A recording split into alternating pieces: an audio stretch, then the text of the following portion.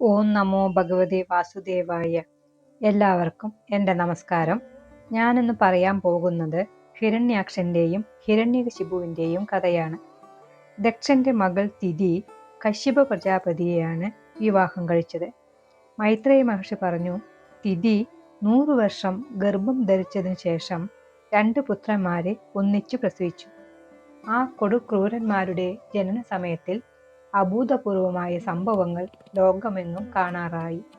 ഭൂഖണ്ഡങ്ങൾ ഇളകി, ദിക്കുകൾ ജ്വലിച്ചു, ഇടുത്തി വീണു, ധൂമകേതുക്കൾ ഉദിച്ചു, അസഹ്യമായ കൊടുങ്കാറ്റുണ്ടായി, മരങ്ങൾ വേരോടെ കുഴങ്ങി വീണു, അന്തരീക്ഷം ഒന്നും കാണാൻ കഴിയാത്ത വിധം തമസുകൊണ്ട് നിറഞ്ഞു, സമുദ്രങ്ങൾ ശോഭിച്ചു, ജലജന്തുക്കൾ പരിഭ്രമിച്ച് നാലുപാടും പാഞ്ഞു, നദികൾ കലങ്ങിമറഞ്ഞു, സൂര്യചന്ദ്രന്മാരെ അടിക്കടി രാഹു ഗ്രസിച്ചു, മേഘമില്ലാതെ ഇടിമുഴങ്ങി, ഗ്രാമങ്ങളിൽ നരികൾ അമംഗള ശബ്ദമുണ്ടാക്കിക്കൊണ്ട് അലഞ്ഞു തിരിഞ്ഞു, പശുക്കൾ പേടിച്ച് പാലിനു പകരം രക്തം കറന്നു, ആകാശത്തിൽ നിന്ന് അമേദ്യവർഷമുണ്ടായി, ക്ഷേത്രങ്ങളിൽ ബിംബങ്ങൾ കണ്ണീരൊഴുക്കി, ഗ്രഹങ്ങൾ വക്രഗതിയിലായി.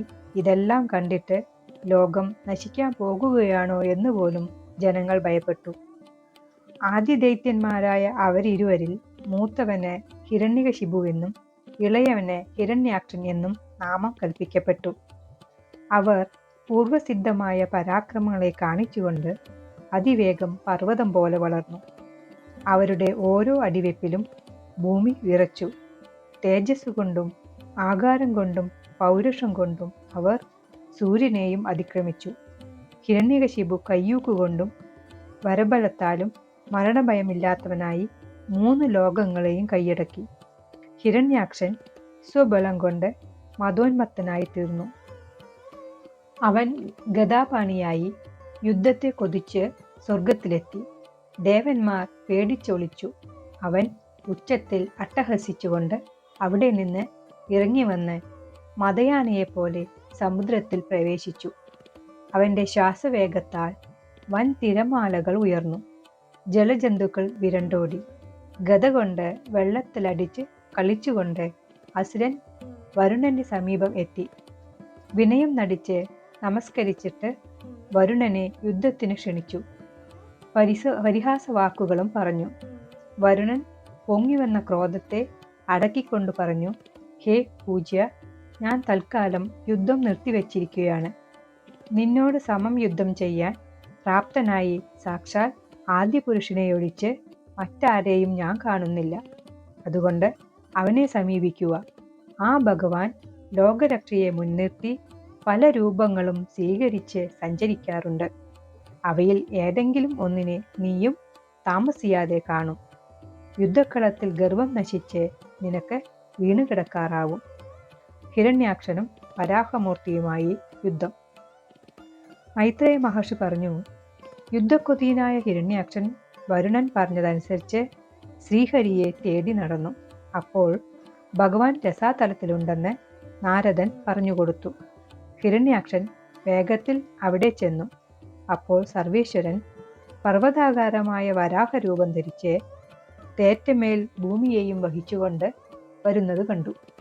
കഷ്ടമേ, ഇതെന്തൊരു കാട്ടുമൃഗമാണല്ലോ എന്ന് പരിഹസിച്ചുകൊണ്ട് പറഞ്ഞു, ഹേ സുഗാരധാരിയായ മൂഢ, ഈ ഭൂമിയെ രസാതലവാസികളായ ഞങ്ങൾക്ക് ബ്രഹ്മാവ് തന്നതാണ്.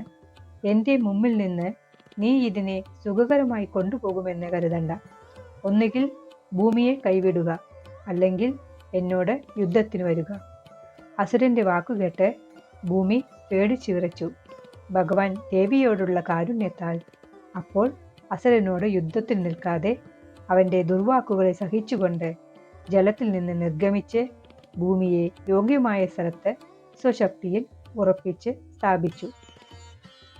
അനന്തരം തിരിച്ചു വന്ന അസുരനെ അധിക്ഷേപിച്ചുകൊണ്ട് യുദ്ധസന്നദ്ധനായി നിന്നു. നേരിട്ട് വന്ന അസുരനുമായി ഭഗവാൻ വളരെ നേരം ലീലയാടി യുദ്ധം ചെയ്തു. നേരം സന്ധ്യയാവാറായി. സന്ധ്യാകാലം അസുരന്മാർക്ക് ബലം വർദ്ധിക്കുന്ന സമയമാകയാൽ ബ്രഹ്മാവ് ഭീതനായിട്ട് അസുരനെ വേഗം വധിക്കണമേ എന്ന് ഭഗവാനോട് പ്രാർത്ഥിച്ചു. ഹിരണ്യാക്ഷവധം. ശ്രീ മൈത്രേയ മഹർഷി പറഞ്ഞു, ബ്രഹ്മാവിന്റെ പ്രാർത്ഥനയെ അംഗീകരിച്ചുകൊണ്ട് ഭഗവാൻ കുറെ നേരം കൂടി യുദ്ധക്രീഡ ചെയ്തിട്ട് അസുരന്റെ ചെവിക്കുറ്റിയിൽ ബലമായി അടിച്ചു. വേരോടെ പുഴങ്ങിയ വൻമരം എന്ന പോലെ അവൻ ചത്തുവീണു. ഭഗവാന്റെ കരസ്പർശമേറ്റതിനാൽ അവന്റെ ശരീരം സ്വർണപ്രഭയായി വിളങ്ങി. യോഗികൾ പ്രാണവിയോഗകാലത്തിൽ യാതൊരു പരമപുരുഷനെ ഹൃദയത്തിൽ ധ്യാനിക്കുന്നുവോ ആ പ്രഭുവിന്റെ പ്രഹരമേറ്റും ആ ദേവനെ കൺമുമ്പിൽ കണ്ടുകൊണ്ടും ദേഹത്യാഗം ചെയ്ത അസുരന്റെ ഭാഗ്യാതിരേകത്തെ ദേവന്മാർ ആഴ്ത്തി. അവർ ഭഗവാനെ പുഷ്പവൃഷ്ടി ചെയ്ത് സ്തുതിച്ചു. അവതാരം കഴിഞ്ഞ് ഭഗവാൻ സ്വധാമം പ്രാപിച്ചു. അടുത്ത ഭാഗം പറയാൻ പോകുന്നത് സനകാദികളുടെ വൈകുണ്ഠ ദർശനം എന്ന കഥയെക്കുറിച്ചാണ്. ഇഷ്ടപ്പെട്ടാൽ ലൈക്ക് ചെയ്യാനും ഷെയർ ചെയ്യാനും സബ്സ്ക്രൈബ് ചെയ്യാനും മറക്കരുതേ. നന്ദി, നമസ്കാരം.